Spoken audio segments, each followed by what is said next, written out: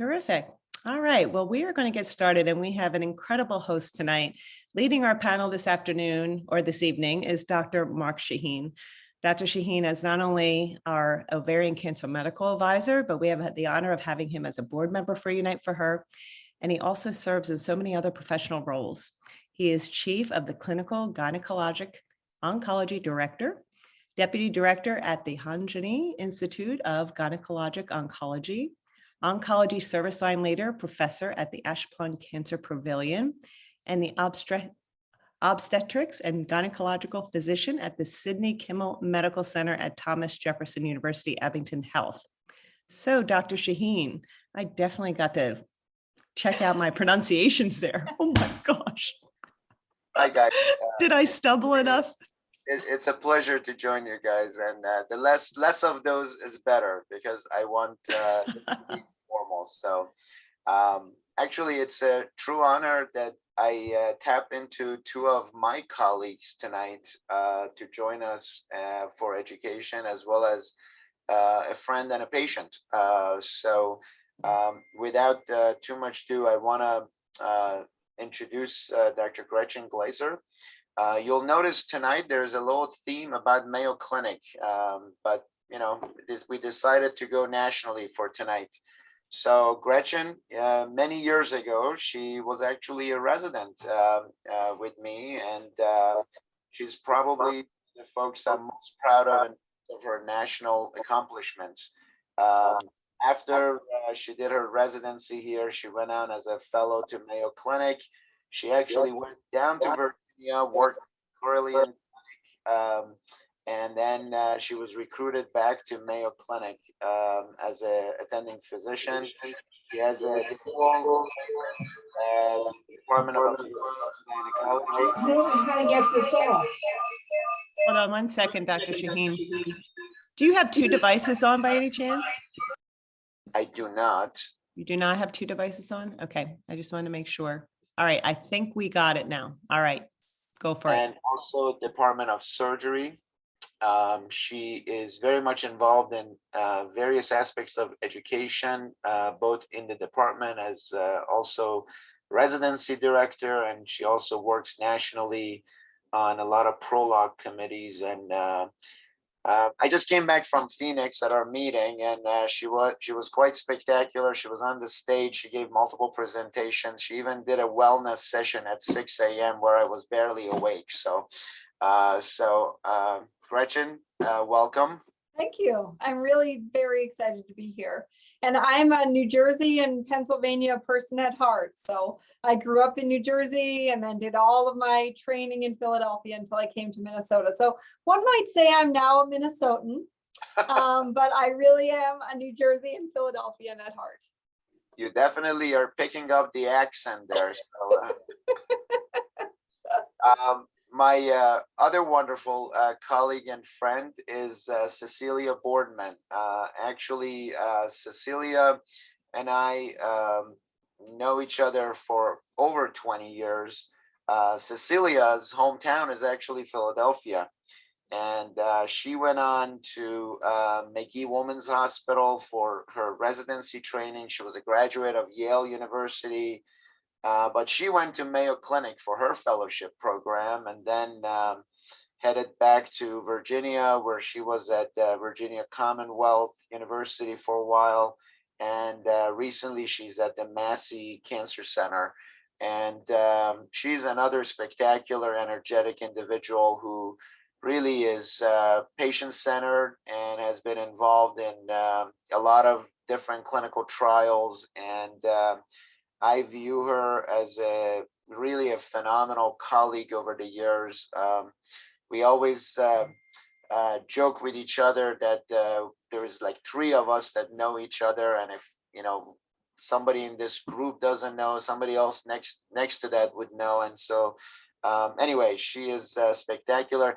She's actually agreed to join us from her car as she's trying to shuttle between her work duties and family duties. So I cannot be more thankful to her to volunteer her time and be part of this panel. So Cecelia, are you with us? Yes, you are. I think the only mistake is I send you my link. So under your face, it says Mark Shahin, but that's really Cecelia Boardman. So it's not your unique link.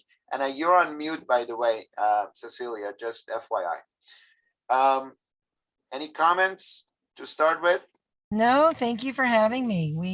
We've been old friends since we were on the interview circuit together for fellowship. It's been an amazing ride, and it's nice to always see you, whether I'm back home or we connect somewhere else in the country. Great. So I want to also introduce Alicia. I don't know if Alicia should be introduced by me or Erin. You want to do it?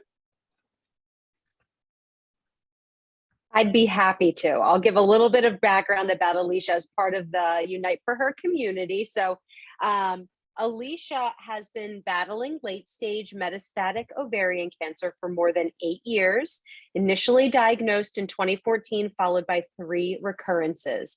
It was at the time of her 3rd recurrence in 2018 that she was connected with not only Unite for Her, but Dr. Shahin and the clinical trial she is still in today. And I think this is most inspiring. She says the combination of these 3 gifts have changed her life, and her greatest lesson on this long journey has been to be your own advocate and ensure you have a voice and an oncologist willing to listen. It makes all the difference. So we're really happy to have you here, Alicia.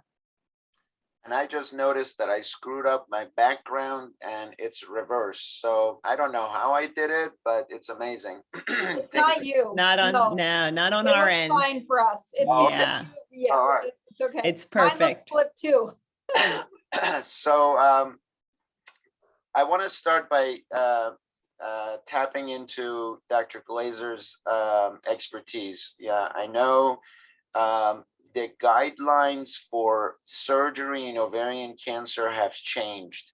How do you decide on who you operate and when you operate and what you do? Can you just tell me your thought process? Suppose I'm a new patient that comes to your office and I'm suspected to have ovarian cancer. Absolutely. So, here and in most places in the country, maybe even 10 years ago, 12 years ago, we would do primary surgery. So surgery before chemotherapy for almost anyone with ovarian cancer. And then over the years, we discovered 2 things. One is that patients do a lot better if we can get all of the cancer out at the time of their surgery. And 2, there's a certain group of patients for whom doing surgery first really actually puts you at a disadvantage. And so combining those 2 pieces of information, we have changed the way we stratify or the way we decide on whom we want to take to surgery at first and on who we want to give some chemotherapy first before surgery. The part about getting all the cancer out, we've actually done a bunch of studies about how to predict that, how to know before you have a big surgery, whether we're going to be able to get all the cancer out. There are some places that start with laparoscopy, Dr. Shahin and Dr. Boardman. I don't know if you sometimes start with laparoscopy, but that's one approach we can use. Another approach is CT scan. So we published several years ago an algorithm that you can use for CT scan to be able to tell where the disease is on the CT scan and whether what the likelihood is that we'll get all the cancer out at the time of surgery. So that's the first thing we look at. Things that are kind of like a hard stop are if there is lots of disease in organs like the liver or in the lungs, because then we know we can't take out all of that, all of the liver or a big part of the lungs. And so we'll say, okay, for that patient, definitely we would like to start with chemotherapy. And then for others, it depends, like, is the disease all over the blood supply to the bowel? Would we have to take out all of the bowel to get all the cancer out? Or is it in some areas that look like they're a little easier to take out? So I would say that's the first thing we think about. And then the second thing, that part about how patients are going to do after surgery, we actually have something called a nomogram. And so a nomogram you can kind of think about as an algorithm or like almost like a recipe, like if you were making like a cake or something, where it says like you have this list of ingredients and you have to put them in a certain order. and you have to bake it for the right amount of time. And if you do that, you'll end up with a nice cake. Whereas if you leave out a couple of things, probably it's not going to be so delicious. So if you leave out the sugar, it's not going to taste the same. So we actually have a list we use that I have right next to me here. I didn't know if we should share a screen or not, but I can just kind of talk through it. Where we look at, the first thing we look at, and Erin, I was very interested that you were talking about nutrition, because nutrition is the #1 thing we look at.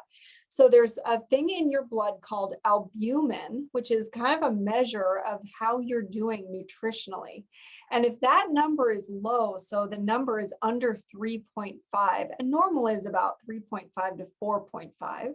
So if it's under 3.5, then we know that your risk of having a severe complication from surgery, or difficulty going home from surgery, or difficulty getting to your chemotherapy is pretty high. So that's the first thing we look at.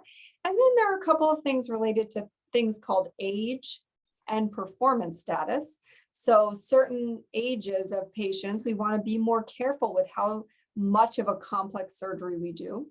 And then performance status is like your get up and go. So like if I said to you, can you get up and walk really fast down the hall and really fast back? What would you think about that? And if you said to me, yes, I can do that, then your performance status is considered a 0 or good. And then if you're like, well, I guess I could if I have to, we call that a 1. And patients with a performance status of 0 or 1 tend to do really well after surgery and not have big problems.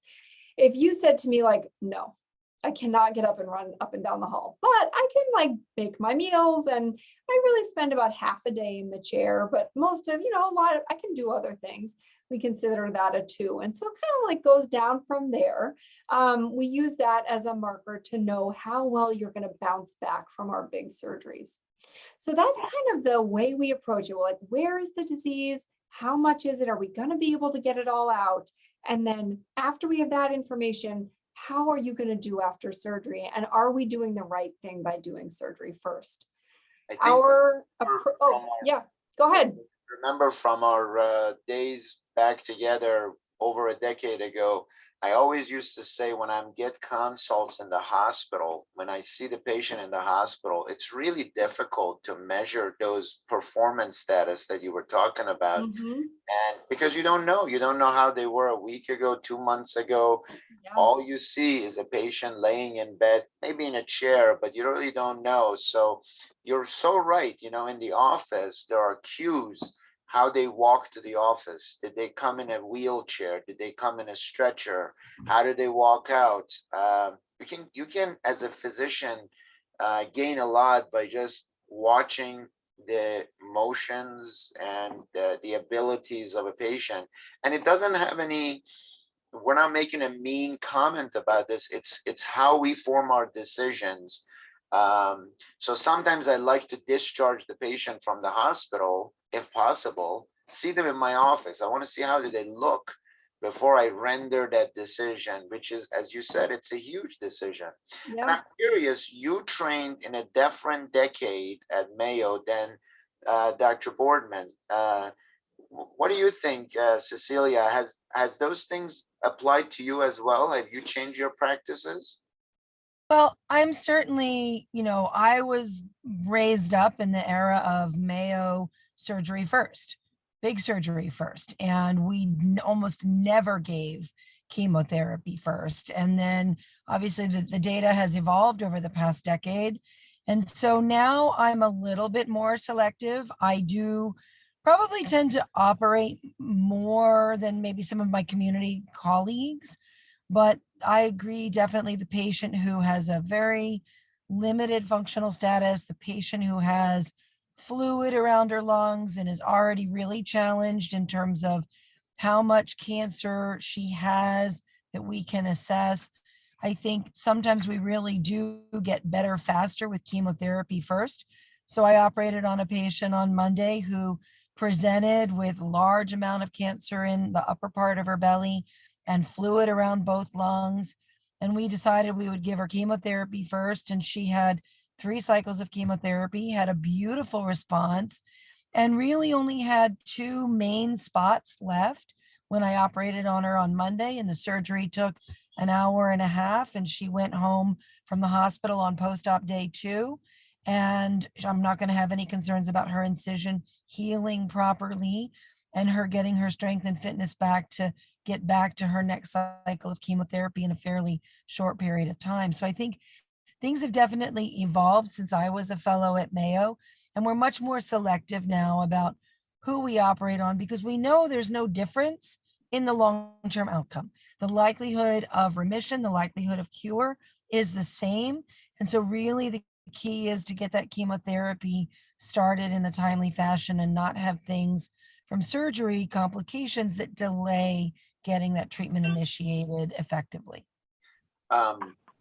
So true, because I remember, in our early days of our training, and I'm going back 2 decades, there has been instances where all of us remember we did the surgery, we intend well, and then we just can't get the patient to recover well, and either they left the hospital 4, 5, 6 weeks later, or they were in a recovery facility for a long time, and then that's not doing them a favor either. So timely administration of our treatments, being mostly chemotherapy, is really key.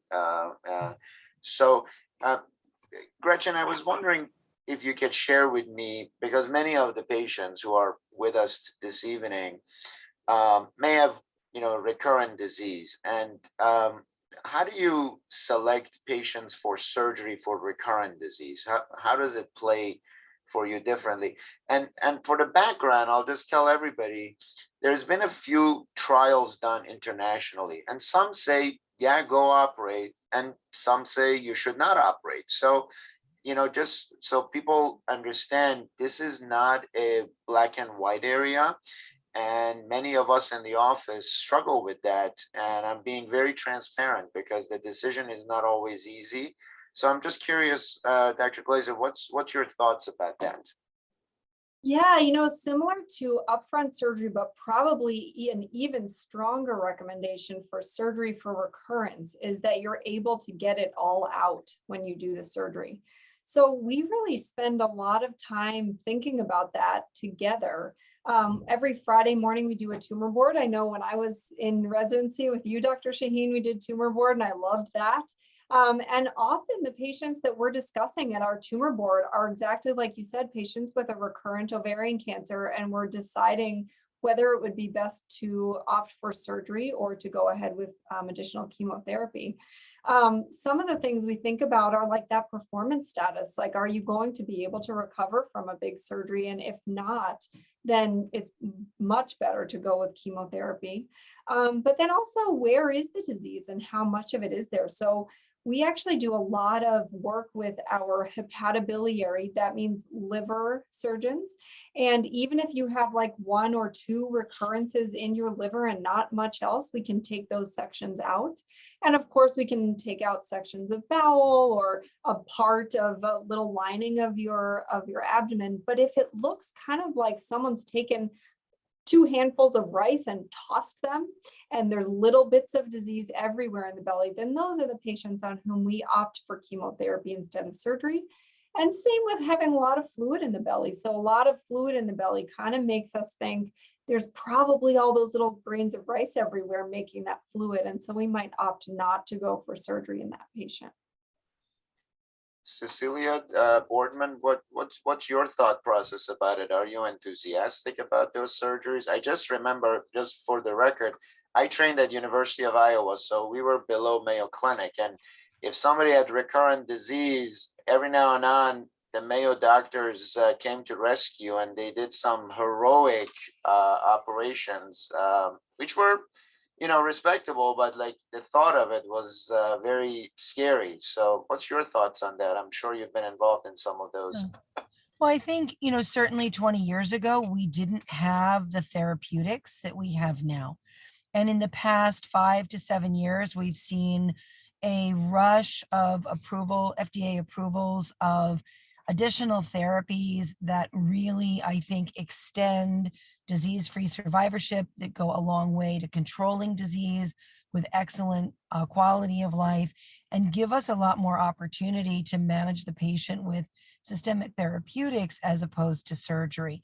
You know, when I trained, we had maybe 2 or 3 drugs in recurrence, and we even talked about using radiation to the abdomen as a treatment for recurrence that wouldn't respond to chemotherapy. And so I think we were much more aggressive with surgery in that era. I agree with Dr. Glaser. I think isolated metastases in the spleen, in the liver, very amenable to surgical management, very reasonable. But you also, again, go through that algorithm about the patient's functional status, their nutritional status, how likely are they to recover from that surgery and recover quickly. And I also agree, presence of fluid, presence of tiny grains of sand, of tumor, you're not going to lift all of that out. Those are reasons not to operate. And we have so many really good options in terms of treatments now that we didn't have in that era, that it's actually fairly uncommon for me at this point to do a surgery in recurrence, unless it is something, you know, very clearly isolated. The classic, obviously, are the liver and the spleen metastases, and no evidence of disease in the belly cavity. But really now I'm more looking towards some of the novel therapeutics, the directed therapeutics, because I think they give us much more optimism, honestly, than surgery. That is a really great segue for me to ask you, because you go around the country and you speak to this topic. So one of the things that you mentioned is the multiple FDA approvals for some of the drugs that we now administer. They're not necessarily chemotherapy, but they're agents that really delay recurrence. And I'm curious, do you use this up front? Do you use this in recurrence? You can name the drugs. This is not a panel. We're not going to punish for naming a drug necessarily, but can you just tell us how you utilize it, or how you talk to your patients about it? Yeah, I think there's been a paradigm shift in the past 5 years. We used to do surgery, give chemotherapy, and then watch and wait. And we had optimism that the cancer wouldn't come back, but the realism of it was that it would. And each time the cancer comes back, the likelihood that the cancer is going to stay away for a reasonable length of time becomes shorter and shorter, and that response rate decreases. And so we've seen a shift in the past 5 years of being much more proactive at preventing recurrence. And so I am a big believer in maintenance therapy, whether it's after your initial chemotherapy or after particularly first recurrence. And so I'm very proactive about genetic testing and also tumor profiling of patients' tumors, understanding the underlying molecular mechanisms that are involved in an individual woman's cancer, so that helps me make those decisions between, am I going to use a drug like bevacizumab, otherwise known as Avastin, which blocks the growth of blood vessels into areas of cancer and blocks the delivery of nutrients, that can be used as an adjunct to chemotherapy to boost response, but also as a preventative treatment to prevent or delay recurrence, but that's an infusion. So you come every 3 weeks for that. Versus looking at oral medications under a class of drugs called the Parp Inhibitors, which there are 3 drugs in class: chocolate, vanilla, strawberry, rucaparib, niraparib, olaparib, and they all have different places that they fall in terms of the selection for patients, how the patient tolerated her initial chemotherapy in terms of her hemoglobin, her platelets, her size and shape, how much does she weigh, how old is she, and also some of the genetic markers. Is she BRCA genetic positive, either in the germline, so all of her body inherited mutation, or is there a BRCA mutation in the tumor, or is there something in the tumor that we call LOH, or basically DNA instability, that would suggest that the patient would respond well to a PARP inhibitor. One of the beauties of PARP inhibitors is they're oral. They're taken by mouth at home. You don't have to come to the treatment suite to get a treatment. We do see our patients usually on a monthly basis for lab work and to check in, but it gives the patient a little bit more freedom. And those medications can be taken for 2 or 3 years after initial therapy, or an extended period of time in the recurrent setting, and really have changed now the face of what we do in terms of being very proactive at preventing a recurrence. And so I look at the patient's tumor, I look at the patient's genetics, I look at her age, her lab work, and then in a very individualized way, we go through what our options are for preventative treatments and then design a plan for that patient individually. But we have a lot more options now than we used to. So I love that you brought up the patients and the way they easily take these medications. And I want to pull in my favorite patient out there, Alicia, in, because I felt like I really ruined her wine tasting habits as I prescribed olaparib to her. So Alicia, from a patient perspective, for somebody who's been on a Parp inhibitor, tell us the truth. What's the reality for you? Well, the reality, I've been on it over 3 years now. And this was at my third recurrence when I met Dr. Shahin. And the first 4 to 5 months were not nice. They were pretty rough. A lot of nausea, which is the worst thing for me. I can't stand nausea. And Dr. Shahin kept saying, every time I would go in, he would say, Hang in have there. you been able to have that glass of wine yet? And I'm like, that's the last thing on earth I want. But I know that when I do, I'm in a good place.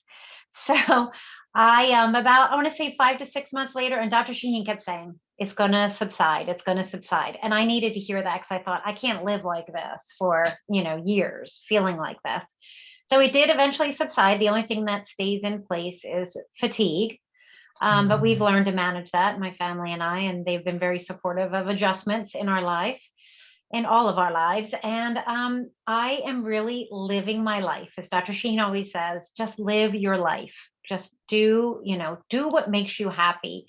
And this Parp inhibitor has enabled that. And I am incredibly grateful for this clinical trial. And really, it's the first time I've been on something. This is my fourth, round of treatments. It's the first time that's for something targeted for ovarian cancer and for my tumor mutation. So that gave me a lot of positivity about the whole approach as well. And then having Dr. Shahin there really working hard to help me enjoy a glass of wine again. I think it was a collaborative effort, and I always say it's a teamwork.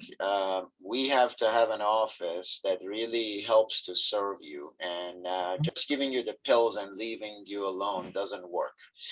And I would say the team and you communicated well.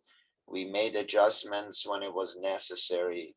But it's interesting because there's a few questions in the chat saying that, for the BRCA negative patients, is this an option beside Avastin? And you were certainly not a BRCA patient. And Gretchen, do you want to comment about that? I know you don't prescribe these, but you're well aware of them. But there are more patients than just the BRCA that benefit from these, right? Yeah, absolutely. I mean, we give those drugs to both patients who are BRCA negative and BRCA positive in the right clinical situations, for sure, just like you're talking about, Alicia. So there are some assays that Dr. Boardman briefly mentioned where we do some analysis about homologous recombination deficiency. And we know that the patients who have this HRD really benefit from this class of medications, with or without Avastin. You can give both of them. So it may not benefit everybody, and we know that it's not as effective in our HRD negative patients, but certainly it's an option that can be exercised. One of the questions that's coming true is folks want to know about less common ovarian carcinosarcomas. What do you have to say about that, Gretchen, when you operate on somebody and that's what the pathology comes back? Yeah, so actually in my fellowship, that is the type of ovarian cancer that I focused on. I did a whole mouse model where we gave certain mice one combination of chemotherapy that included a drug called ifosfamide, and we gave other mice carboplatin and paclitaxel. And so I've kind of done a deep dive into ovarian carcinosarcoma over the years.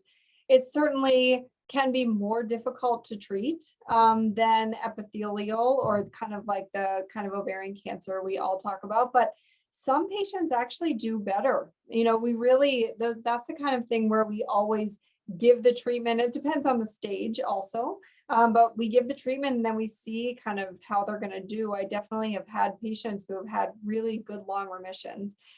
We've had clinical trials since resulted that we were waiting for. I think it was GOG 261, basically showing that carboplatin and paclitaxel was just as good and less toxic. And so that's what we've been using here for that cell type. But you would still do some of those profiling and stuff talking about for those patients as well. Definitely.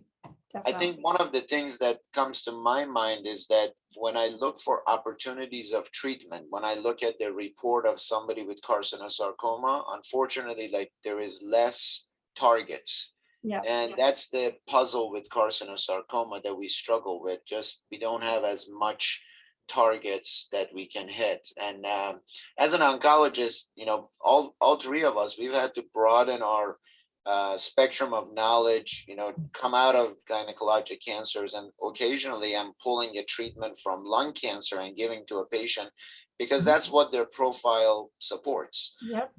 Another question, maybe Dr. Boardman, you can address this.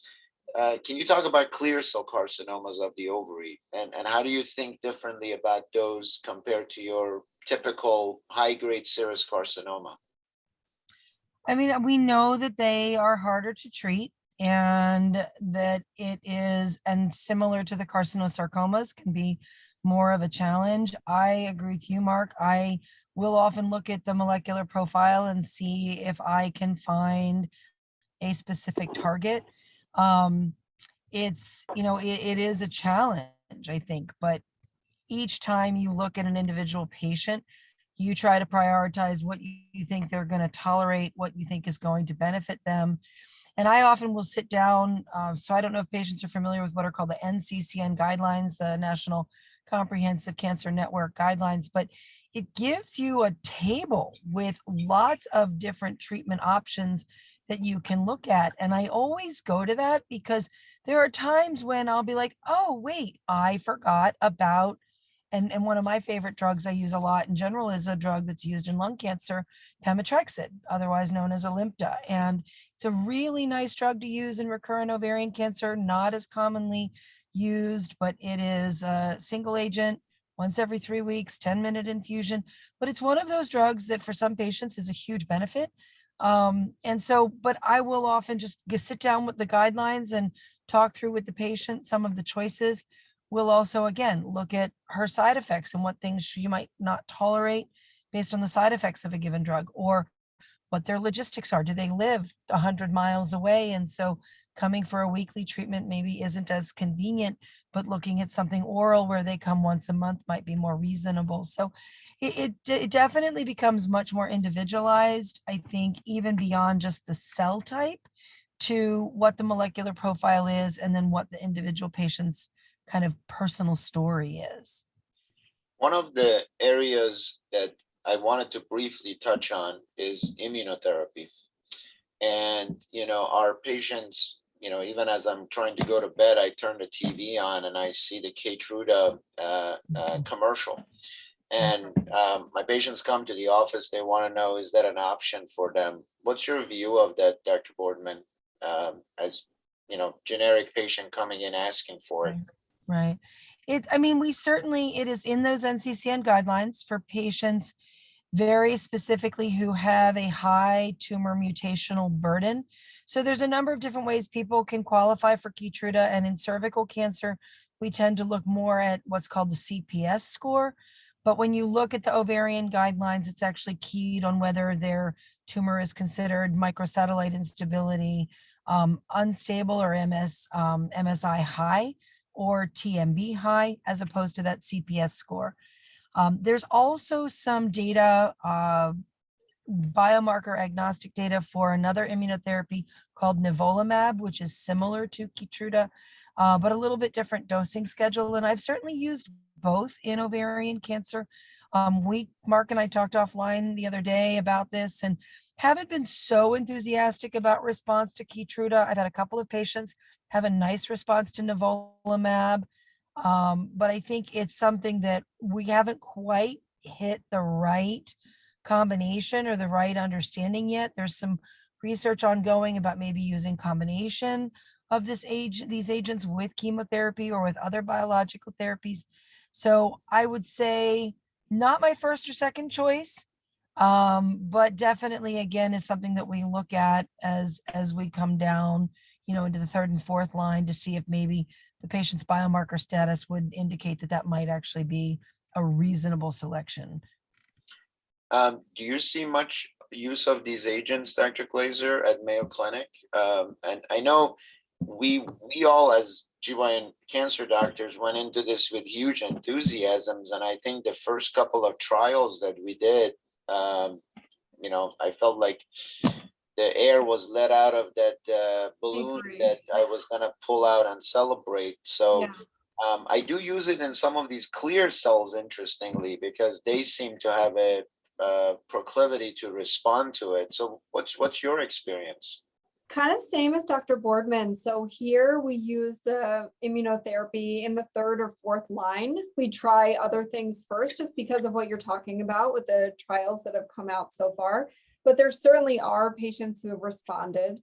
I know that the Keytruda, the company that does Keytruda has had like a registry. So they do, they're able to pay for it. You can apply to have them pay for it, even though it's not, on study or anything. And then they keep a registry of those patients. So I think that they're trying to find, like Dr. Boardman was saying with nivolumab, the right immunotherapy, because it's got to work for something, it's got to eventually work. We just have to find the right combo. In other cancers, they've actually tried to trick the tumor, so to speak, or create an environment within the tumor by using other agents, by combining it with chemo or a Parp inhibitor or what they call TKI inhibitors to make it then more amenable to response. So I'm not sure whether in ovarian cancer we have really figured that out.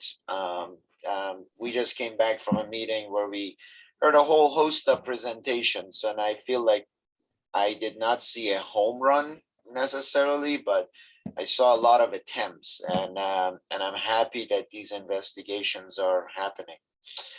I want to go back and pull Alicia in the conversation, if it's okay with you, and I want to spend a few minutes about patient's perspective. I recently saw something that was very disturbing to me, and this was a training I had to go through where doctors were looked at, patients coming to an oncology office, and they were videotaped. And we cut the patients off at about 70 seconds after you begin speaking. It's made me very self-conscious. And so I'm curious, as you've had some interactions with doctors throughout the course of your treatments. And I want you to just be honest and just give me your perspective. What are you looking for when you have these patient-doctors interactions? Thank you, Dr. Shahin. And that is such a great question, because this has been something that I have experienced a lot in these 8 years, especially in the beginning, the first couple of years. And at that point, my husband and I didn't know anything about this. We were in absolute state of shock when I received the phone call about the tumors. So our first doctor, we had 1,000 questions, and we were going, we tried to get a second opinion. And I'll never forget, one of the doctors, my husband said, "Okay, I have this question." And he just put his hand up and he said, "I got this. No questions." And we were just really floored by that. But we had a lot of confidence in him and his ability we were going right into surgery, because this is 8 years ago. But we were a little taken aback by that. And people kept saying, "Well, it's a surgeon. You're not going to be having a conversation with him. You just want him to be the best surgeon and to be able to get the disease out." Right. So we kind of went along with that. But I realized when I was coming in to the chemo phase that I just felt like I needed something differently, and I moved somewhere else. And I'll tell you that the nurses in the infusion center were much better than the oncologist, as really listening to the questions and not necessarily talking over or answering the questions they thought I should have. So, I got to a point where I was doing IP chemo, intraperitoneal chemo. I don't even know how much that's used anymore, but it's pretty brutal and quite toxic. And I got to the 4th round of it, and I really thought it was going to kill me. I'm a pretty tough person, and I am very, I take care of myself. I bounce back really fast from the surgery. And I was just like a rag doll, and I could not get the attention of the oncologist to say, I don't think I can keep going. And I had to escalate to another oncologist in the practice who did eventually listen and stop the treatment. So I just feel that when I started, and then when I come to my second recurrence, I had a lot of issues with Avastin. I mean, stroke level blood pressure. And my husband was really upset in our appointment. He's like, what are we going to do about this? And the doctor said, I've seen worse. You just keep going. So that was at the point where I knew I needed to make some changes. I just knew what I needed, somebody that was really going to listen to me and value what I had to say. I felt like I know my body better than anybody. The doctor certainly knows more than I know about ovarian cancer, but I know what my body is telling me. And then I had a number of my nurses who I really liked at that particular hospital group also agree it was time to move on. And they recommended Dr. Shahin. And my husband and I went in, and Dr. Shahin spent 45 minutes with us. Just listen. First of all, he already knew he read my file, which was another issue I always had. It was like the other oncologists are like, who is this after, I would go in, but Dr. Shahin knew a lot about my file, and he listened to us, and we talked about our experiences, and we knew we had 2 other appointments lined up with other hospitals. And my husband and I walked out and we said, this is the person. This is the one we're going to have the best chance of getting through this and also having a great experience. And then Dr. Shahin brought up another oncologist up from Philadelphia, Jefferson, to talk about the studies that were happening too, just to give me some peace of mind that there were options out there for me, because I had not recurred for the 3rd time at that point. We knew it was probably coming because it was coming shorter periods of time, but I had a lot of information ready for when I did finally recur again.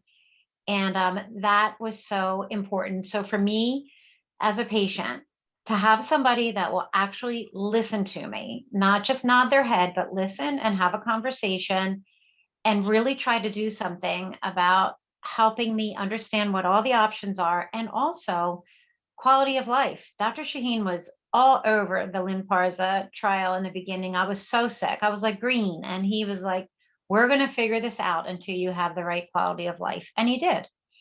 And we partnered with Sue to do some other therapies like acupuncture, just to add to it, to help really well-round the approach. But that was really Dr. Shahin and Sue offering these amazing services through Unite for Her that really changed the course of this for me. So it's incredibly important, Dr. Shahin. To me, it's the tops to have somebody that's going to listen to you. Dr. Boardman, it's easy to give that 45 minutes to that first visit, but I can tell you, I'm guilty of it myself. I tend to run in and run out. Talk to me about what are you frustrated with your office hours, and do you feel like you can give all the time to everybody that they need? No, I definitely, it's a constant challenge, right?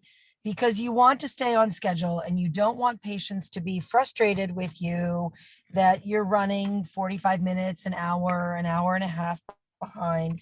But there are days when a patient needs more than that 15-minute slot. And like today, I knew I had a couple of long conversations that I had to have. One patient with progressive disease on primary therapy and one new ovarian cancer chemotherapy start. And so for both of those patients, I actually intentionally blocked 2 slots in the schedule. So I blocked them 30 minutes, knowing that I'd still run over, but that I would at least have a little bit more control over my day and they could have the time that they needed. I am very fortunate. I work at a Sarah Cannon institution, HCA. And so we have a dedicated nurse navigator for the GYN oncology team. I also have 2 dedicated chemotherapy nurses in my office who are separate from the infusion nurses. So, and then I have 2 mid-level nurse practitioners. So I have extenders in my practice who know how I think and how I speak and are able to help patients navigate their side effects, their toxicities, their questions. And sometimes we'll focus the discussion so that they may call Wendy and say, I really need to talk to Dr. Boardman about XYZ at my visit coming up. And so we're already sort of keyed and primed for that. But I've really become, in my older years, my older age, I always, particularly with a new patient consult, whether it's a new diagnosis or recurrence, I always actually start the visit with, I know what my goals are. I know what your referring doctor's goals are. I'd really like to know what your goals are for this visit. What are your questions? What are the things that you really need to walk away from this interaction with? And I also really encourage my patients, particularly in hospital, so that when they come back to the office, I say, write your questions down, bring your list. Let's make sure we go through the list. And if the patient has the list written down on paper, sometimes I'll take the list away from her if it's a very long list.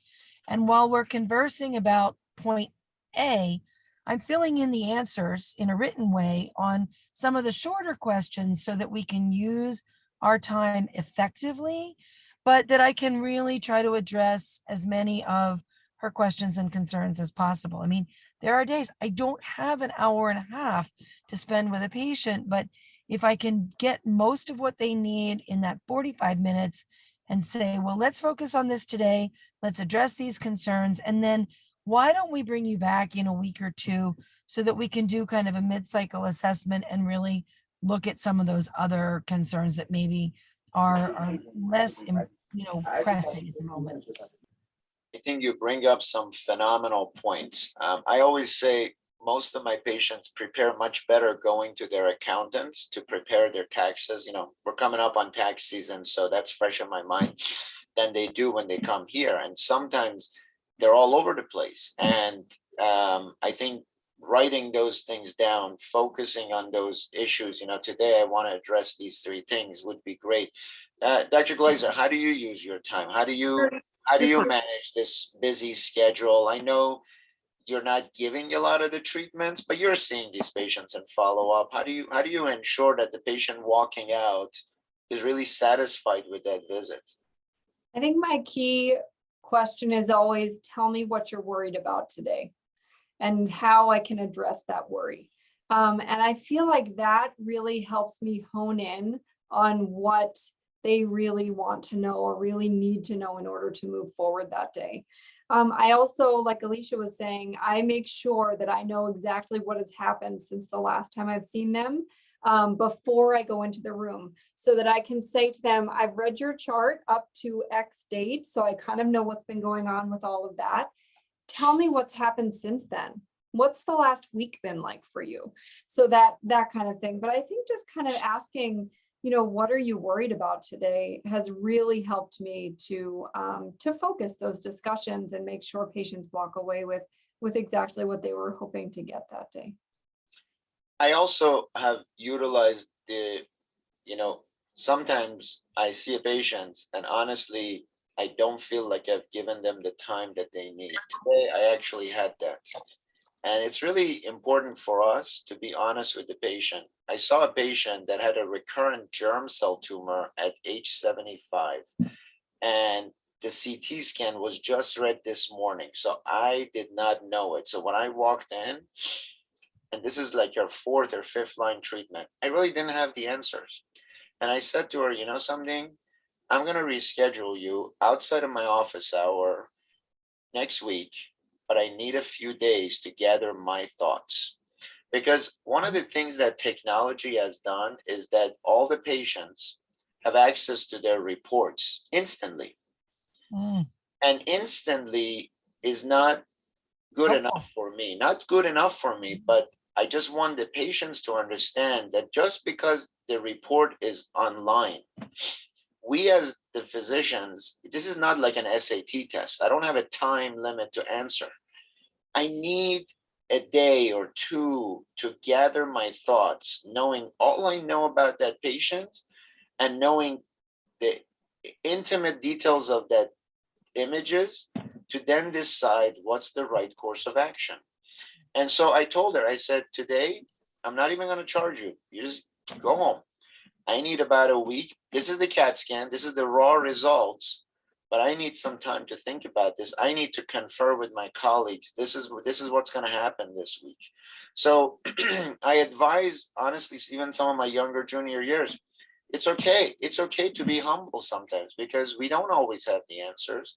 And I need to come to Dr. Glaser, to Dr. Boardman, run it by you. What do you think about this? How would you handle this? Have you had that circumstances? Yeah, and we, I think I must have gotten this from Mayo, but I have done it for 22 years. We have tumor board on Friday. We sit down with pathology, radiology, radiation oncology, clinical trials, my nursing team, my nurse navigator, my partner, our mid-levels, and we look at all the raw data. We look at those CT scans because I'm not sure the words always really tell the story as well as the pictures. And we review the pathology and we'll pull up the molecular analysis. And as a team, we'll talk about what do we do next? What are our options? Do we go to another unit? Do I refer somebody to university for a clinical trial? Do we have a good option to change therapy out in the community? And so we always remind the patients, results may be in the portal, but we are going to discuss them in tumor board on Friday. We are not going to have a plan before tumor board on Friday. And if we have a plan Friday afternoon, we will call you, but otherwise our commitment is I'm going to see you next Tuesday. I'm going to see you next Thursday, my next clinic when I'm in the office. And we're going to have that plan, not only the raw data, but the plan. And so I cringe when patients get their CT results in the portal on a Saturday night at 8 p.m. because data without a context and data without a vision for how we're going to deal with it is so terrifying and stressful that I think we do patients a disservice by allowing them early access to that raw data with no context behind it. Yeah, and I think, while patients have asked to have access to records, have access to doctors, this is not the kind of stuff I like to answer by text message or by these inboxes that come my way. And I tell patients, please don't get insulted if I don't answer those questions. If I'm giving you the report of a CAT scan, sometimes I like to hold your hand. Sometimes I like to have my tissue box available to you because we're human at the end of this, right? We're not just treating a piece of wood or a car that's broken. There's a lot of emotion. There's a lot of there's a lot going on in that room as we go about this. And so I hate to call people with on the phone with results because I have no idea where you are. You could be in the middle of a highway or on a school field. You're not always sitting at home. So we do a lot of follow-up visits and just try to be cognizant of those things. So it's not just getting the results. So I know patients read their portals all the time. And I do get a sense sometimes like, why is he not talking to me? Because I like to talk to you in person. I guess that's my defense, that I hate to do these things over the phone. Do you feel that way, Gretchen? Do you I'm sure Yeah. you. Yeah, we have, since this new rule where everything gets released immediately, we've just had really honest conversations with our patients, encouraging them to just not even look at it, to turn off the notifications for their portal app, because we promise, our commitment is to you that we will get to you within 48 hours of that result being released and give you an answer. Just like Dr. Boardman has a plan and you have a plan, everyone has their own plan, but we commit that we will get to you with an answer. And having the data ahead of time is probably just going to stress you out. So some of our patients are able to do that and things, go a little better and they don't have to Google things on a Saturday night. There's a comment coming in saying, why do we have instant access to these results? As a patient, I would rather not get those results on a Saturday night and be left to Google everything on my own. So I told the patient just 2 weeks ago, I said, something, when you go to sign papers to buy a house, you have no idea what those papers say and you sign them away, right? You don't even read them. because I don't understand that language. I'm not a lawyer. I'm not an attorney. I don't do contracts. So I trust my attorney or my representative has read that on my behalf, and therefore I sign it.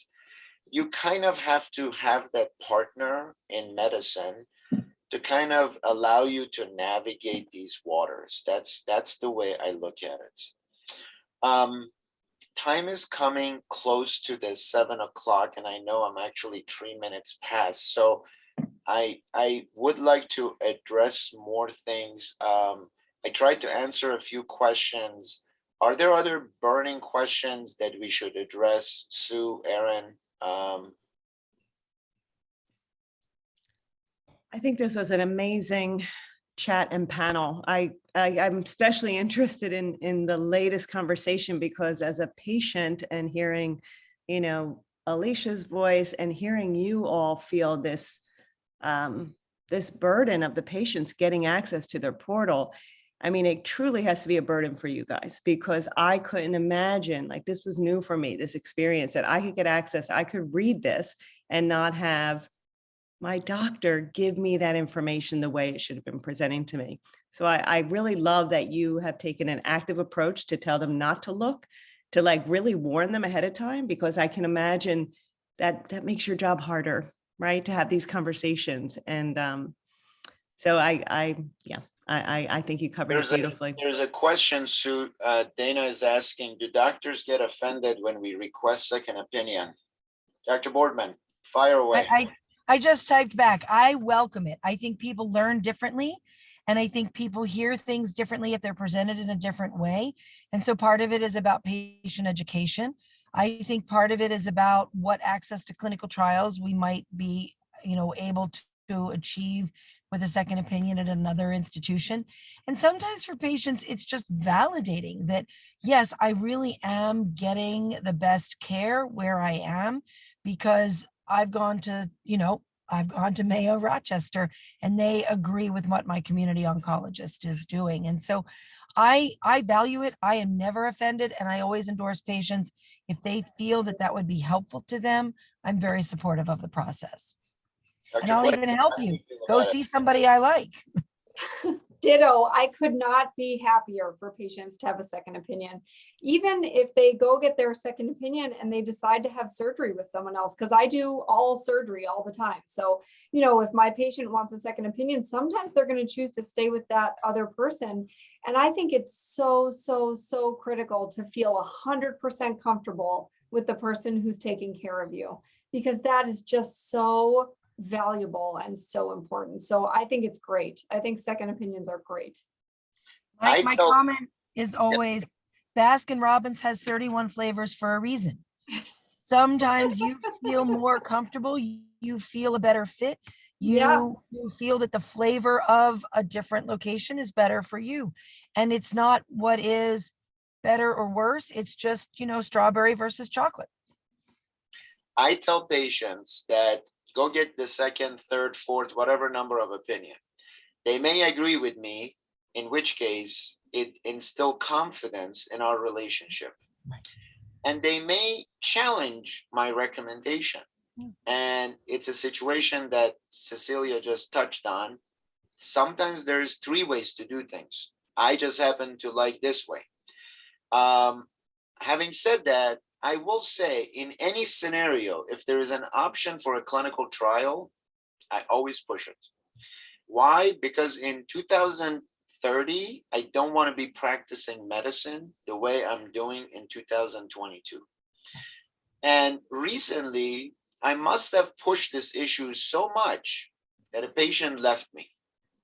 Because I really, after 2 visits, I told her, this is what you should do. This is the state of the art. And then I heard that she called my office and she wanted her records. And I said, that's fine. So I called her on a Saturday. I said, how you doing, Tracy? Let's talk about this. And she says, you were borderline rude to me. So I'm going to leave. That's okay. That's okay. That means she found her flavor somewhere else. And that's okay. I said to her, I'm passionate about clinical trials. And I'm sorry that I came off as rude. But again, the goal was to improve quality of care over time, and that's what's intended. I don't think you should ever be ashamed of asking or getting a second opinion. So you see the panel here, and Agree. I would say these are these two physicians that I've brought here, you know, and I have the honor of being the MC for the panel, are probably some of the most normal, competent doctors you'll ever get in this country in this field. So there is no ego here, just passion for what we do. Other questions? I think there's a patient, Joan, who commented she prefers to get the reports prior to the office meetings because the meetings are short and it's hard to absorb and get everything. So great, this is like your preparation for a visit. So that's kind of what we advocated for. Anything else, Sue? No, I think you guys covered it.